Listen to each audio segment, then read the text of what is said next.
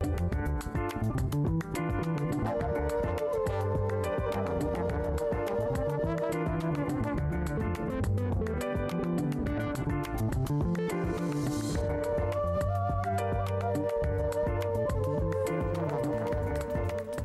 e aí? Boas-vindas a vocês. O programa Saúde Mais ciência, mais bem-estar, mais prevenção está começando agora. Não saia daí. Envie a tua sugestão de pauta para saudemais@tve.com.br. Vamos conversar com Carla Weber sobre as bets, epidemia silenciosa. Bem, sim, agora vamos.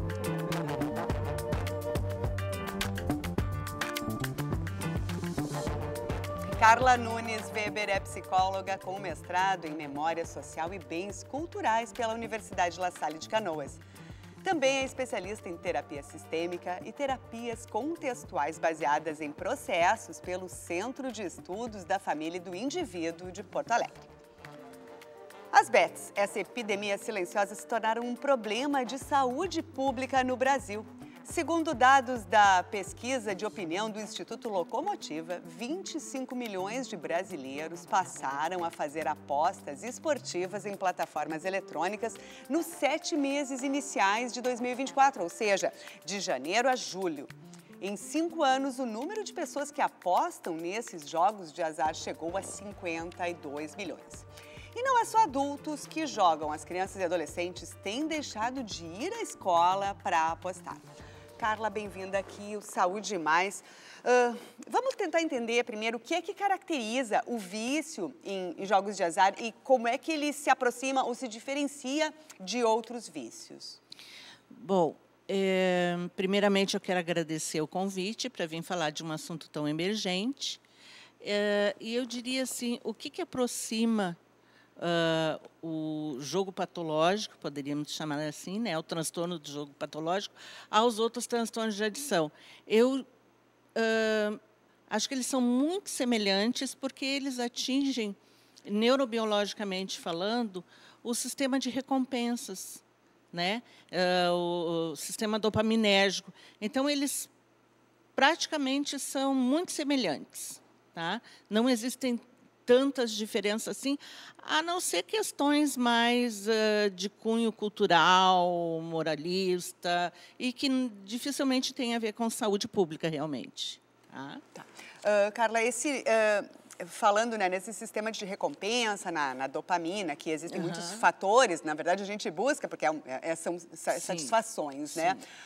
Esse número de que crianças e adolescentes estão jogando, as crianças e adolescentes ainda não têm formado, né, o seu senso crítico, até talvez assim cerebral, mental. O que diferencia, então, uma criança ou adolescente viciado em apostas de um adulto? Diferencia ou assemelha? Sim. O potencial de dependência da criança e do adolescente na questão da adição do jogo, ele vamos dizer assim, que este recorte da população está muito mais vulnerável a se tornar potencialmente adicto, justamente por o seu sistema neuropsicológico não estar formado. Né? Então, com ligações sinápticas, com o sistema dopaminérgico ainda não maduro, ela fica é uma população muito mais suscetível a desenvolver um transtorno de adição e outros transtornos associados também. E, nesse contexto, um jogo recreativo, que muitas crianças jogam, né? E o jogo de azar, eles têm a diferença nesse sistema de recompensa que tu mencionou? Eu diria assim que, por exemplo, os jogos de azar, como tu chamou, os jogos online, eles têm uma questão visual muito mais agradável aos olhos. Eles têm uma questão de serem, vamos dizer assim, às vezes nos apresentados, principalmente para crianças e adolescentes, até de uma forma mais pueril. O jogo do tigrinho, o coelhinho, o porquinho, esse tipo de coisa assim.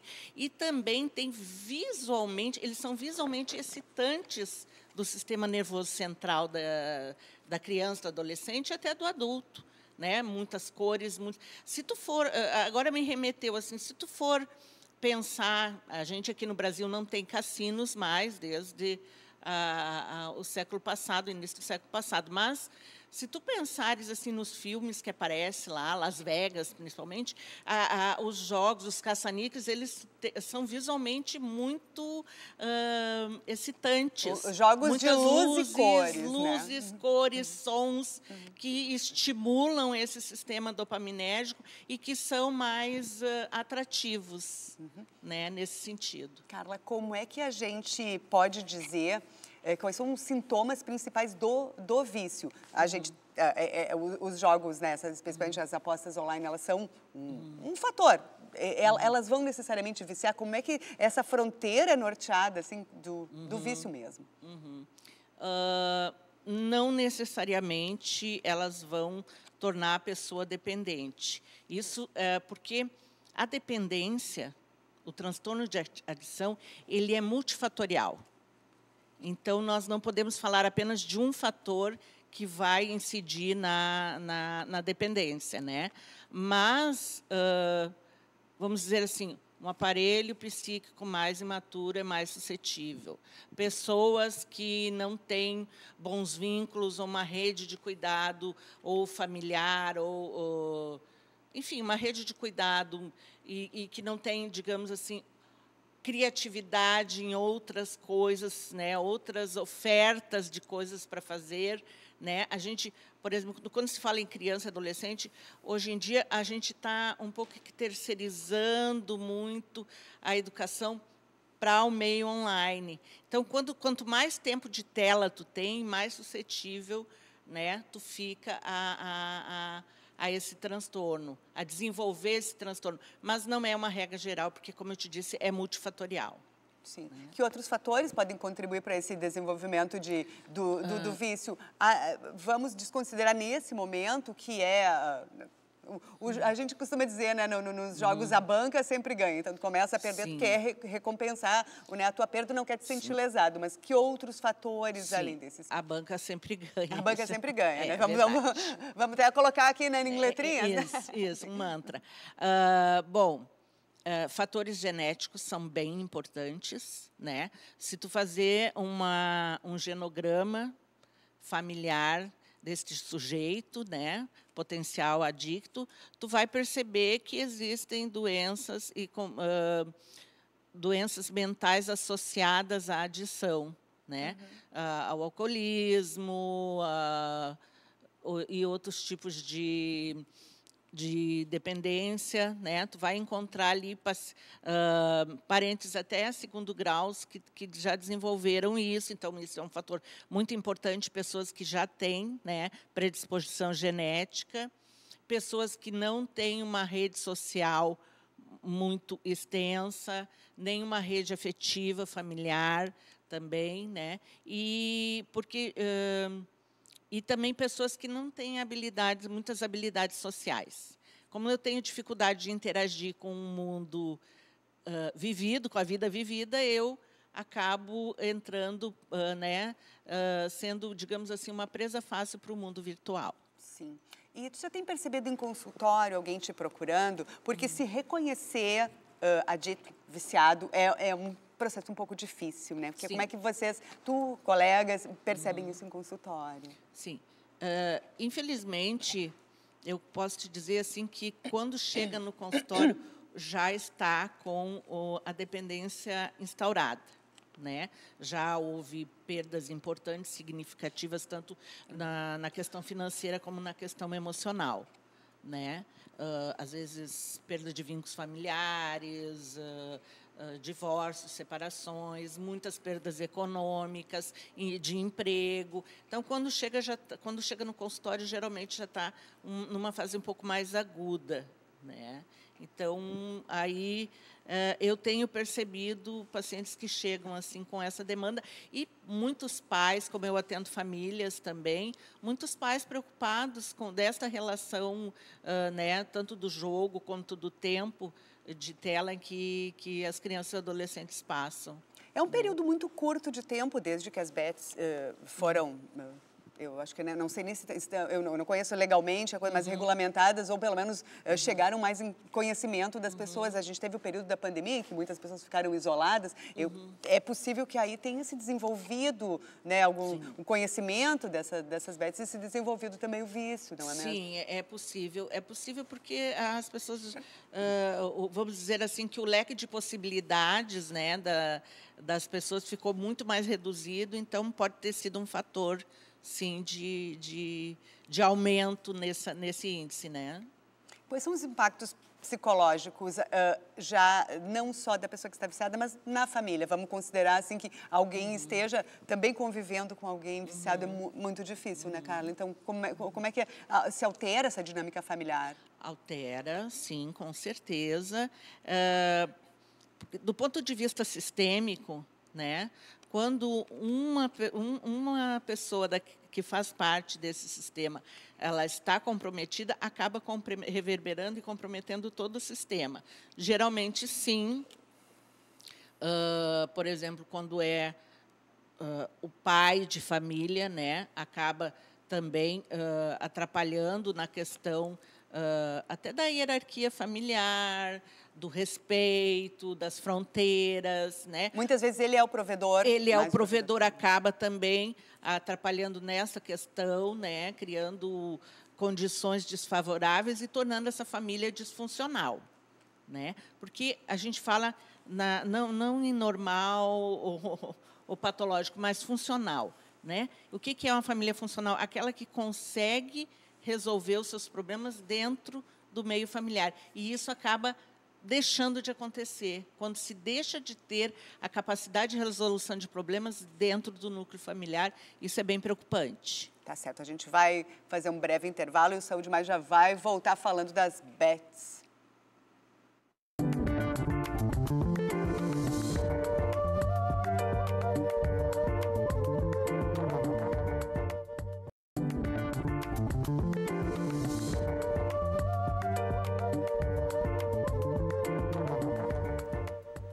Saúde Mais está de volta e a gente continua a conversar sobre bets, a epidemia silenciosa, com a psicóloga Carla Nunes Weber. A pesquisa do Instituto Locomotiva traçou um perfil dos apostadores. 53% são homens e 47% são mulheres. E 70% dos que já ganharam a aposta usam ao menos parte do valor do prêmio para tentar nova jogada.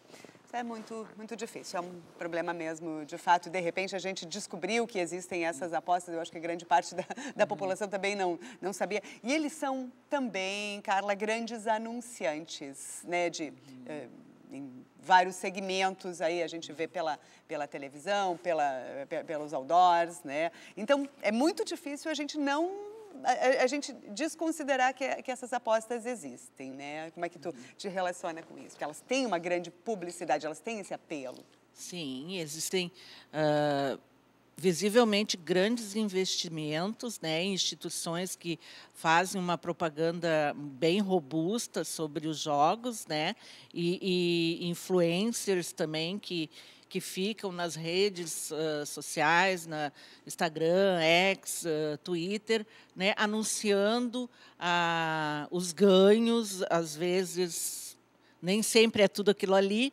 mas sim, a gente observa a incidência daqueles apostadores que conseguem ganhar algum volume de dinheiro, retornando e apostando, e geralmente também é observado lá no final que tudo aquilo que tu ganhou, tu acaba perdendo, e perdendo um pouco mais de liquidez daquilo que tu também não tinha ganho, né? Então, é essa circularidade. Eu entro nesse sistema ali, né, de recompensa, de querer a minha satisfação, o meu prazer, e vou apostando. Quando eu vou perdendo, eu vou apostando cada vez mais na expectativa de ganho, e, às vezes, esse ganho não chega. E aí acontecem as perdas econômicas, as perdas relacionais, as perdas profissionais também, que a gente já mencionou antes. Sim, é por isso que a gente chama jogo de azar, né, gente? De azar.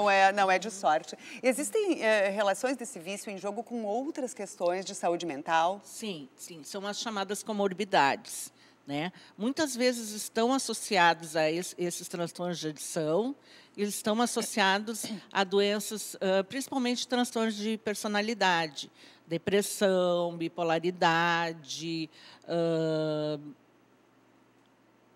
deixa eu pensar aqui, depressão, bipolaridade, transtorno de ansiedade, né, transtorno borderline, e por aí vai, né? Que muitas pessoas não têm esse diagnóstico fechado, porque quando em relação à saúde mental e comportamento, no senso comum as coisas ficam um pouco confusas, né? Como se, hoje em dia ninguém está bem e fica por isso mesmo. Existe uma bruma aí, uma certa dificuldade de se perceber, né, que o transtorno de adição, geralmente ele está associado com outro transtorno de personalidade. E que tipo de intervenção se pode fazer para o tratamento? Se trata a depressão, a ansiedade, o borderline, ou o jogo imediato, esse vício, assim, que como sei lá, a perda financeira, às vezes, precisa ter uma intervenção um pouco mais pontual e imediata, né? Sim. Vamos dizer assim, como esse tipo de transtorno ele é um transtorno complexo, multifatorial, eu acredito, né, e estou falando com embasamento, né, científico, que o tratamento multidisciplinar é o melhor tratamento. Ou seja, eu vou tentar abarcar a parte biopsicossocial, um tratamento com um médico psiquiatra, que é um médico que trata, né, de doenças mentais, e terapia também. Né?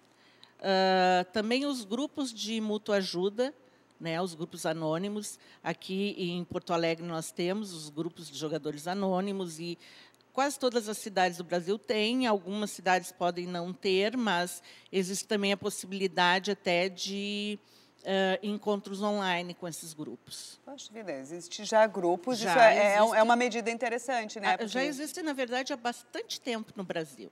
Já relacionados a outros tipos de jogos. Já relacionados a outros tipos de jogos, carteados, jogos de azar em geral. Né?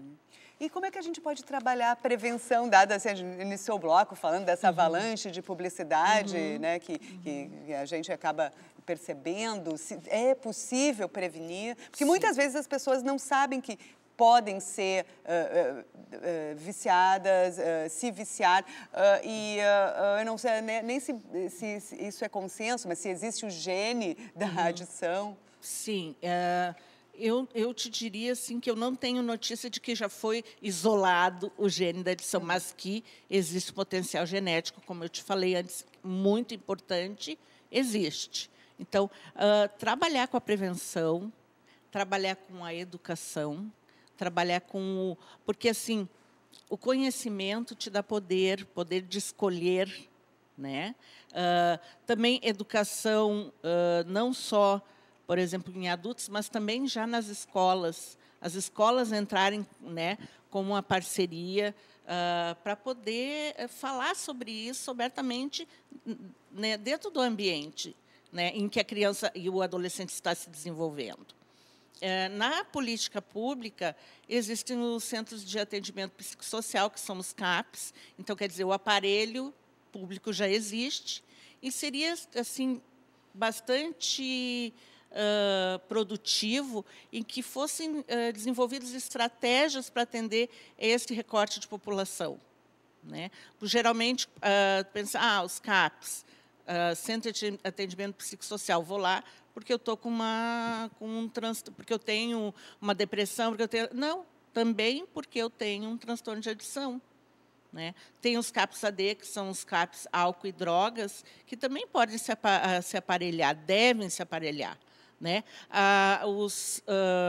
Também nas unidades básicas de saúde, o PSF também pode se aparelhar para um primeiro atendimento, como, né, um atendimento de base, e depois encaminhar para um atendimento secundário, como o CAPS. Né?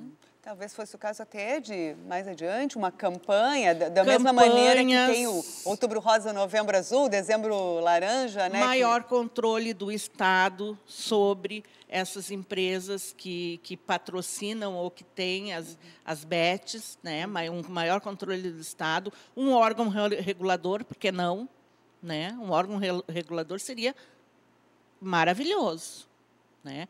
Para regular os abusos, isso não vai coibir, as pessoas vão continuar jogando, mas, pelo menos, isso aí vai regular um pouco mais, né, a vulnerabilidade dessa população. A gente leu aqui no comecinho do programa que tem ali um número, quase um empate técnico entre homens e mulheres, mas os homens, pelo número, jogam um pouquinho mais. Existe alguma explicação para isso? Talvez cultural. Cultural, né? Sim. É bem possível que, culturalmente, o homem esteja mais, vamos dizer assim, liberado para esse tipo de comportamento. Mas eu acho que a tendência é quase emparelhar isso. Né? Nós estamos em novos tempos em que a mulher está conseguindo se colocar, ainda não tão otimamente, mas cada vez mais, né? Então, acho que essa tendência tende a se estabilizar quase em empate, né? Sim. Carla, que medidas podem ser tomadas pelos próprios jogadores. Alguém está vendo aqui pode despertar aí um senso crítico. O que a pessoa tem que fazer se ela se reconhece adita? Esse transtorno ele se caracteriza muito pela falta de controle de impulsos, né? E também pela dificuldade de tomada de decisões. Quando eu me perceber que eu não estou conseguindo tomar boas decisões, tipo, estou lá perdendo já as coisas que, né, já estou colocando uma grande quantidade de dinheiro, já estou com uma perda muito significativa e não estou conseguindo controlar esse impulso, é um grave sinal de alerta. Né? Então, não vamos deixar para que isso aconteça, vamos tentar frear antes. Pedir ajuda, existe ajuda especializada, existem locais que fazem esse tipo de ajuda especializada, privado, mas também existem locais particulares. O CAPS ele tem a política de ser portas abertas. Então, uma pessoa pode chegar, a unidade básica de saúde também. A pessoa pode chegar lá, pode e deve chegar lá e pedir ajuda. Pedir ajuda para os familiares, porque uma das questões também que aparece muito nas pessoas que desenvolvem o transtorno do jogo patológico, vamos nomear agora, né, esse transtorno, é do isolamento. Né? Então, observar muito como é que estão meus comportamentos, ainda quando é possível fazer esse juízo crítico, né?